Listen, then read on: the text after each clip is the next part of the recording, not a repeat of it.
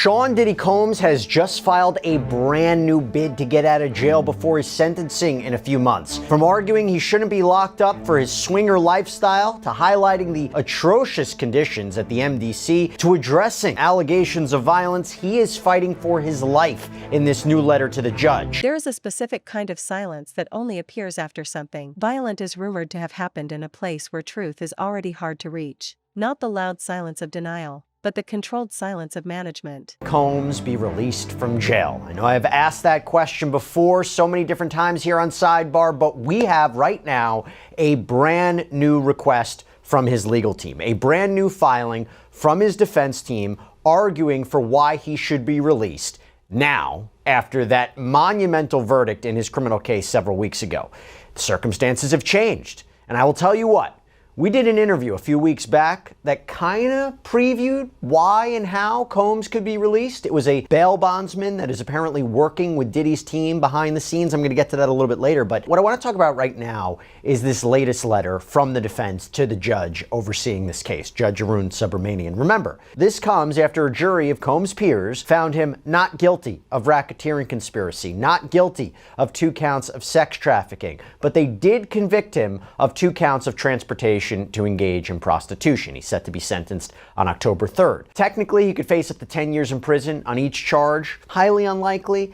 Think maybe you might be looking at somewhere to 2 to 5 years potentially, but he could also get time served and be released, although that also seems unlikely. I'll talk about that a little bit later too. But initially, after the verdict, right after the verdict, his defense team petitioned the court that he should be released. He was just acquitted of some very serious charges. The judge denied it. The judge denied Combs bail once again. And remember, this comes after he was rejected bail multiple times since he was arrested back in September of 2024, highlighting the severity of the charges, the violence, and so forth. But now, this is different. Now, what is the defense arguing?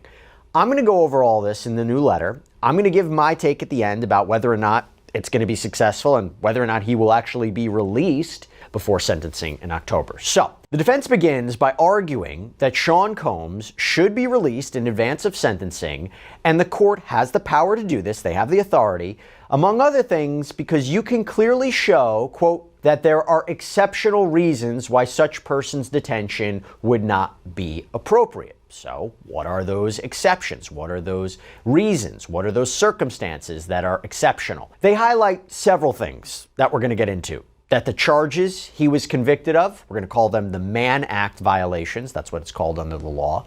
They're not as severe, they're not as egregious as other convictions in other cases. That the sheer fact that he's locked up at the MDC, the Metropolitan Detention Center, for the past 11 months, that in and of itself is a reason for him to be released. These are all exceptional circumstances, and I'm going to get into all the arguments.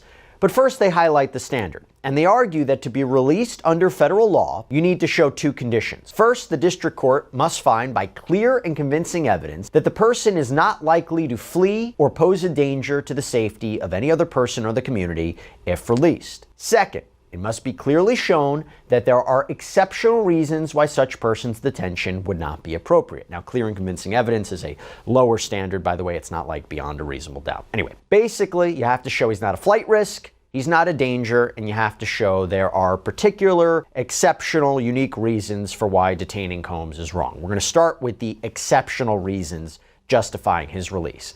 And they begin by trying to define, well, what exactly is exceptional circumstances? What does that mean? And they argue that case law suggests a court has a lot of discretion to determine whether a particular set of circumstances qualifies as exceptions. And they say, look, Sean Combs, his case, so different from other ones. There has never been, according to them, a Mann Act prosecution like this one before. And this is how they lay it out. Quote, there is literally the kind where nobody confirms anything, nobody explains anything, and yet nobody sounds surprised either. That's where this story sits. When reports surface about an incident behind locked doors, the first reaction isn't shock, it's calibration. What can be said? What must not be said? What version is safest to let circulate? Because inside closed systems, reality is flexible long before it's factual. And that's the part people miss. Behind bars, narratives are not owned by witnesses, they're owned by procedure. Every hallway has blind spots. Every altercation has a paperwork version. Every moment of chaos is reduced to language that minimizes liability. That's not conspiracy, that's standard containment. So when talk begins to spread about an attack, the real question isn't whether something happened, it's how much of it is allowed to exist publicly. Because violence inside isn't rare, it's managed. The image sold to the outside world is order, routine, control, but internally, power shifts minute by minute. Status is negotiated constantly. Literally never been a case like this one, where a person and his girlfriend arrange for adult men to have consensual sexual relations with the adult long-term girlfriend as part of a demonstrated swingers lifestyle and has been prosecuted and incarcerated under the Mann Act. Combs and two of his longtime girlfriends had a private, intimate life that is not uncommon today. They're talking about Jane and Cassie Ventura. Quote, "It may not have been common on June 25th, 1910, when the Mann Act, or as it was originally called, the White Slave Traffic Act, was passed, but attitudes about sex and morality have come a long way in the last 115 years. It is worth noting that when the Mann Act was passed to protect the morals and decency of America's women were not allowed to vote. As noted below, perhaps due to the troubling background of this statute, whose history is rich with both racism and her intimate life with Combs, including what they called freak-offs. Jane and Sean Combs had threesomes too. When Jane and Combs watched pornography together, Jane testified that she contacted two different porn stars and invited them to join her and Mr. Combs. Both Miss Ventura and Jane testified that very often they would see the same men over and over again for years. In July of 2024, Jane testified, for instance, that she suggested to Mr. Combs that they call Paul. Jane explained that she told Combs she, quote, missed Paul. When asked why she said that, she responded, "Because I did." This was a lifestyle, one that both Miss Ventura and Jane chose, one they all, as grown adults, had a right to choose. Like many aspects of sex and intimacy, it was not without its complications, its bouts of jealousy, and at times, its frustrations. But that is a hallmark of any serious romantic relationship, and that is what these were, serious, long-term romantic relationships. By the way, not surprising they're really focusing on this because, again, he was acquitted of sex trafficking. They highlight how the jury didn't find sex trafficking of Jane or Cassie, that it didn't occur. There was no force, fraud, or coercion that was used to induce these women to engage in commercial sex acts. For transportation to engage in prostitution, what he was convicted of, the prosecution didn't have to prove that violence was used or that fraud was used or threats were used. It was just, did you transport these women and men for the purposes of sex work, commercial sex acts? And obviously the jury convicted them. Reputation matters more than rules, and perception can be as dangerous as action. When someone enters that environment with a lifetime of visibility attached to them, the balance changes instantly. Attention follows them, curiosity follows them, resentment follows them, and curiosity mixed with resentment is volatile. That's when isolation becomes both protection and provocation. Protected individuals are separated, watched more closely, moved differently, but separation doesn't erase tension, it concentrates it. It creates rumor economies. It creates narratives where every cough becomes a signal and every absence becomes a story. And stories spread faster than facts. If something happens, even briefly, even partially, it doesn't need confirmation to take on weight. The absence of denial is enough. Silence fills the gaps with imagination, and imagination inside confined spaces is ruthless. What's chilling about that? And they highlight all the jury found was that there was prostitution, payment of porn stars and escorts. And they highlight that he is a swinger, or under the Mann Act, a John. And they argue he doesn't deserve to be locked up for this. Quote, Sean Combs should not be in jail for this conduct. In fact, he may be the only person currently in a United States jail for being any sort of John, and certainly the only person in jail for hiring adult male escorts for him and his girlfriend when he did not even have sex with the escort himself. Over the last 75 years, the White Slave Traffic Act has been limited to defendants who cause interstate travel for financial gain through the business of prostitution. That Sean Combs remains in jail for being convicted of being a customer of consensual adult sex services makes this case truly exceptional. Not only is prosecuting the users of adult prostitution services inconsistent with the Mann Act, it's inconsistent with the prosecution policies of the district attorneys of Manhattan and the city attorney of Los Angeles, California, two of the three locations where this prostitution allegedly took place. In addition, Mr. Combs is incarcerated while everyone else involved in this identical conduct, his girlfriends, the cowboys, the agency leaders, the porn stars, and others, walk free, as they should. If there was ever a fact pattern that was exceptional under the Mann Act, it is this one. And then they move on to another argument, that the Department of Justice, the DOJ, has usually only charged Mann Act violations when there's financial gain. And they even cite a number of cases in the Southern District of New York, where Combs was prosecuted, that apparently involved defendants that set up a prostitution business for profit. Again, trying to distinguish between Combs' conduct and these cases. He never did any of this for profit, they argued. And they even cite the 1953 U.S. Attorney's Manual that says, quote, as a general rule, prosecution should not be instituted in the so-called non-commercial cases. And they claim the Department of Justice manual today, quote, makes clear that the prosecution of customers involved in an 18 U.S.C. 2421 offense, like Mr. Combs here, is now limited to prosecuting those who engage in commercial sex with victims of sex trafficking, in addition to those who otherwise perpetrate or facilitate human trafficking offenses.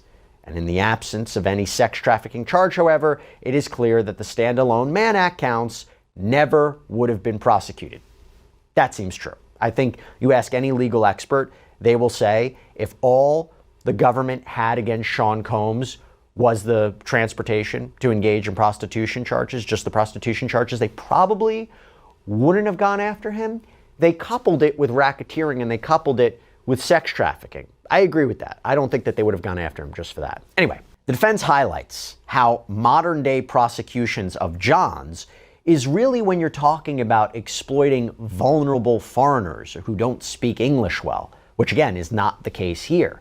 And they highlight how the only potentially comparable case in New York is where you had a retired police officer and a former judge who apparently hired women to have sex with a male fraternal group called the Jesters. But Combs' attorneys say, while there was no profit there, there's no profit here, there was sex trafficking of those prostitutes. That's what's different. Again, Combs was acquitted of sex trafficking in this case. And here's the main point, quote, moreover, the cases which involve defendants similarly situated to Mr. Combs have been released on bond pending sentencing. In reviewing the cases across the country, alleged incidents like this isn't the act itself. It's the response pattern that follows. Medical checks without explanation, schedule changes without reason, reduced visibility, delayed appearances. These are not admissions, they're adjustments. Adjustments mean risk was identified. Risk doesn't have to mean guilt or innocence. It just means instability, and instability is the enemy of institutions built on control. So the system reacts quietly, not to explain, but to prevent escalation. Prevention always comes before transparency. The outside audience wants clarity, they want confirmation, they want a clean headline, but clarity threatens liability, and liability threatens authority. So instead, ambiguity is maintained. Ambiguity protects everyone except the truth. Inside, the reality is simpler and darker. Confinement strips away layers fast. Past influence doesn't translate cleanly. Money doesn't move the same way. Fear doesn't command the same respect. What remains is perception. Perception of weakness invites testing. Perception of where the primary or sole conviction was for a violation of 18 U.S.C. 2421, the defendants who were not charged with running a prostitution business have been released pending sentencing. And then Combs' attorneys make another argument for why Combs' conditions are exceptional. And it's about him being locked up at the MDC. They say that a district court judge in the Southern District in another case basically said how bad the MDC is. As Judge Furman noted, the state of affairs at MDC is unacceptable. In so noting, Judge Furman concluded that the conditions in the MDC qualify as exceptional reasons under the statute justifying, and this was the defendant in this case, Chavez's continuing release. Judge Furman found that the conditions at the MDC are, quote, dreadful in many respects, but three warrant particular emphasis. 1. Continued reports of inordinate periods of lockdown. 2. Claims that the facility provides inadequate and or substantially delayed necessary medical care, a particular risk in this case, and 3, general issues about the conditions at the facility. These conditions have not abated in Mr. Combs' detention at the facility. As the court is aware, during Mr. Combs' incarceration at the MDC, the facility was subject to an interagency sweep that was designed to achieve our shared goal of maintaining a safe environment for both our employees and the incarcerated individuals housed at MDC Brooklyn. They're actually quoting what the rationale was. In other words, there is a significant issue at the MDC related to the safety of employees and incarcerated individuals that require outside law enforcement action from multiple agencies to address.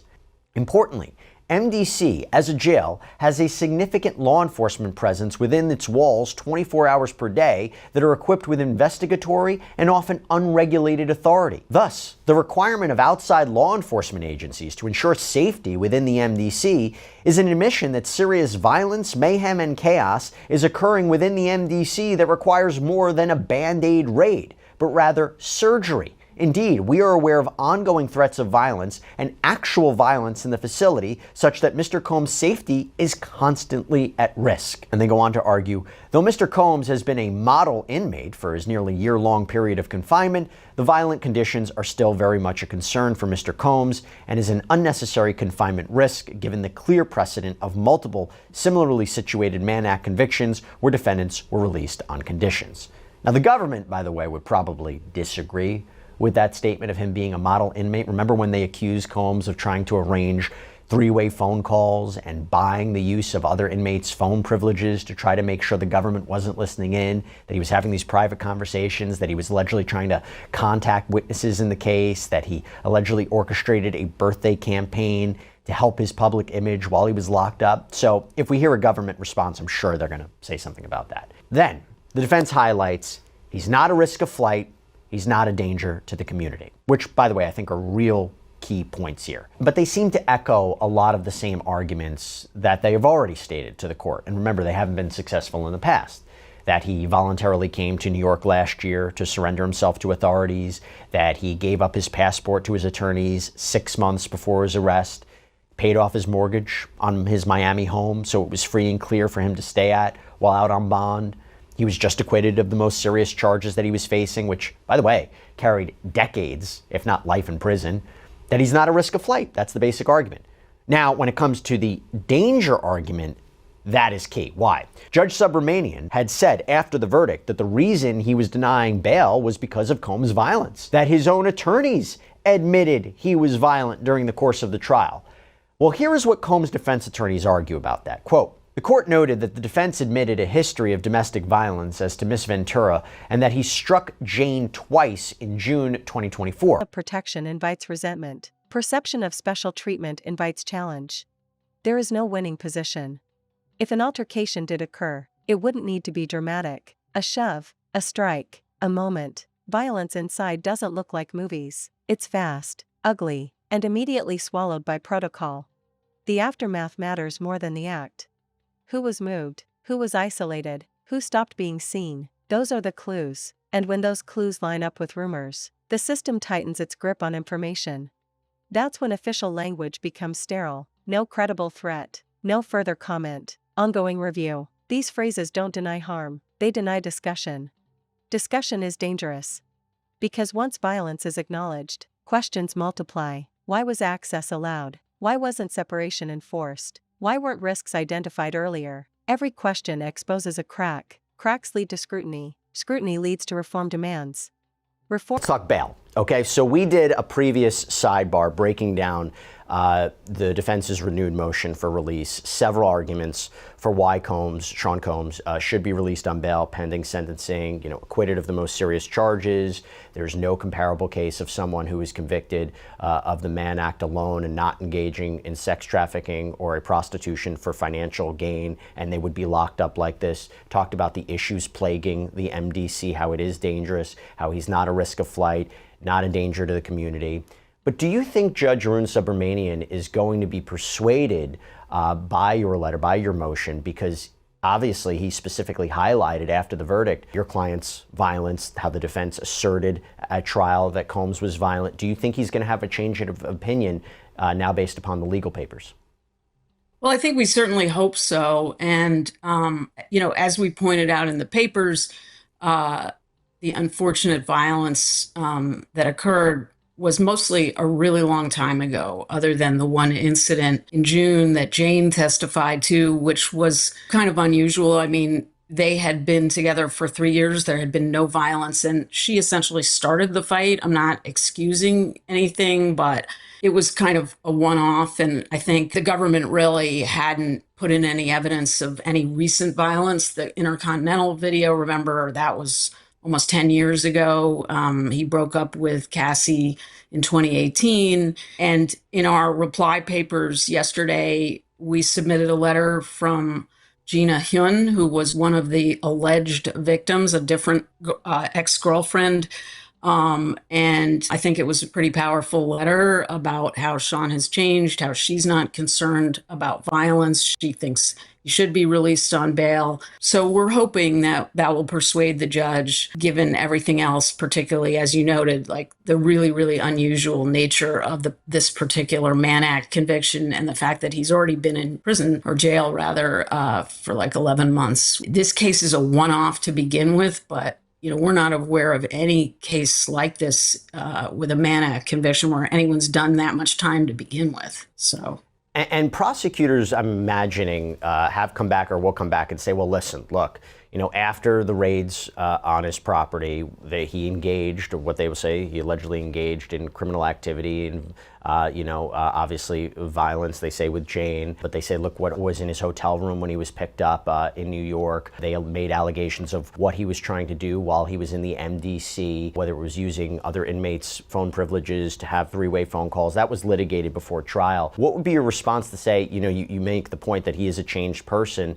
The violence that was shown during the course of this trial is from years ago. But how would you convince the judge to say, listen, we are being truthful, we are being honest, we are being forefront, that he really is a different human being? Because the judge, again, this was right after the verdict and didn't have an opportunity for a briefing schedule. How can you make the argument that he is different and that he should be trusted? Well, I mean, I think, the point you mentioned about the arrest, I mean, unfortunately, Sean has struggled with drug addiction for a long time. And I think one of the good things and positive things that has come out of his incarceration is given him an opportunity, to rehabilitate. He's committed to continuing that. He's committed to a long-term program of therapy and helping with the domestic violence problem that he's had in the past. So, at a certain point, you have to just maybe it is a leap of faith, but you have to just give a person another chance, and he really is committed to. Harm is expensive. So instead, the narrative drifts, days pass, attention shifts, new stories replace old ones, and the incident becomes background noise, something people argue about without resolution. Unresolved stories fade faster. What makes this situation disturbing isn't just the alleged act, it's the reminder that behind closed doors, safety is conditional. That control is maintained, not guaranteed, that the environment itself is pressure, and pressure eventually finds release. Sometimes that release is quiet, sometimes it's violent, sometimes it's erased. The public often assumes high-profile confinement means increased safety. In reality, it means increased tension. Every movement is watched, every interaction is analyzed, every reaction is judged. Being watched doesn't mean being safe, it means being visible. Visibility can be dangerous. Inside, alliances are fluid, loyalties are temporary, respect is transactional, and narratives are weapons. To change and to there being a new chapter of service on his part. So, I think we have to hope that the judge will agree with that, and I think we've made a strong case for that. Do you know when the judge might make a decision on bail? We don't know. Okay. If he denies release again, does that give you a sense of what sentencing could be like? Now, to be clear, my understanding is Judge Arun Subramanian even said at the point, if I make a decision on release, it's not indicative of where I'm leaning towards sentencing. I know there's a pre-sentencing investigation still being conducted or has been conducted. There's a lot of factors to consider.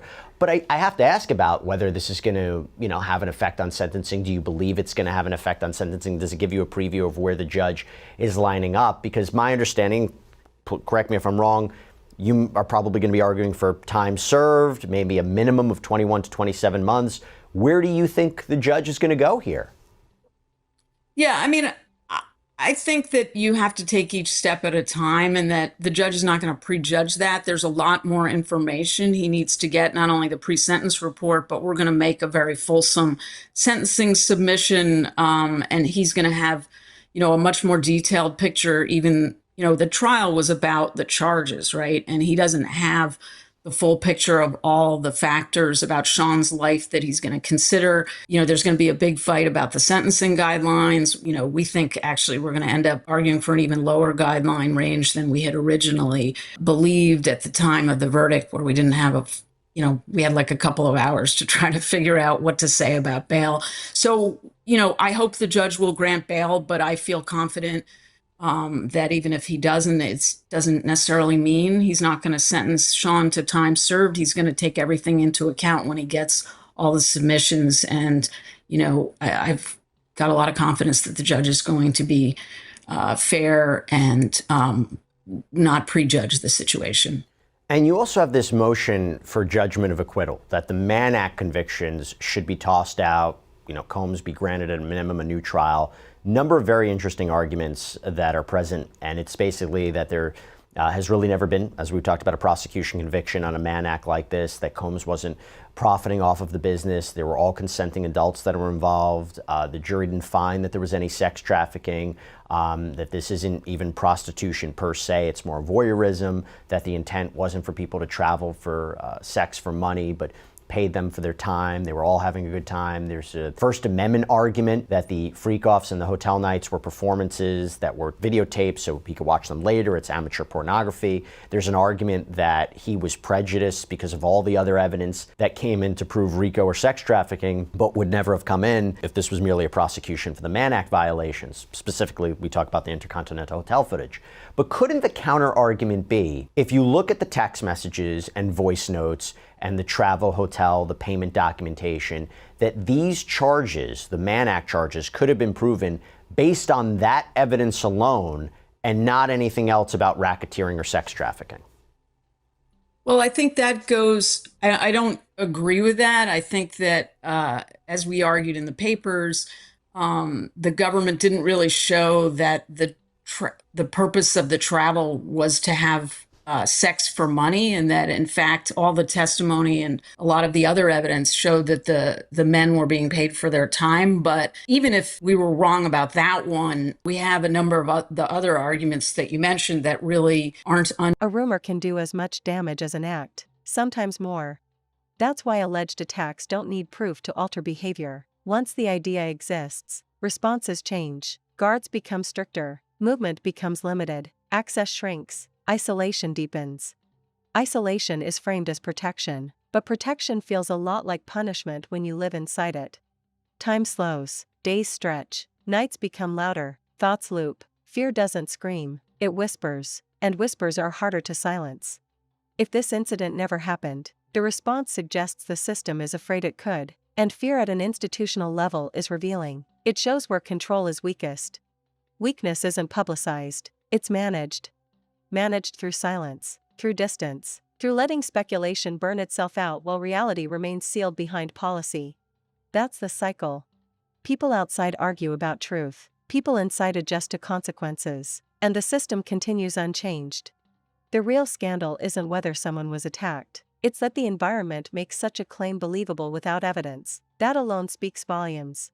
When a place has earned a reputation where violence sounds plausible by default, trust is already gone. And without trust, every rumor feels real. That's why these stories stick. They don't need confirmation, they confirm what people already believe about power, confinement, and vulnerability. They fit the pattern. Patterns are harder to dismiss than facts. Even if nothing happened, the damage is done, perception has shifted, fear has been introduced, control has been tightened, and the experience inside becomes heavier, quieter, more restrictive. That's the cost of rumor in a closed system. And if something did happen, it will never be fully known, not in detail, not in truth, only in fragments, only in hints, only in what's allowed to escape. Because the walls don't just keep people in, they keep stories contained. Contained stories don't disappear, they settle, they wait, they resurface later in different forms, in memoirs, in leaks, in offhand comments that suddenly make sense years later. Truth inside confinement is patient. Until then, all that exists is tension, uncertainty, and the understanding that safety is not a promise, it's a calculation. And calculations change. That's why moments like this matter, not because of the headline, but because they expose the fragility beneath the illusion of control, the reminder that even behind layers of security, chaos is never far away. It's just managed better. And sometimes, management fails. When that happens, the system doesn't panic, it closes ranks, it quiets voices, it waits for time to do what it always does. Make people forget. Until the next rumor breaks the silence again.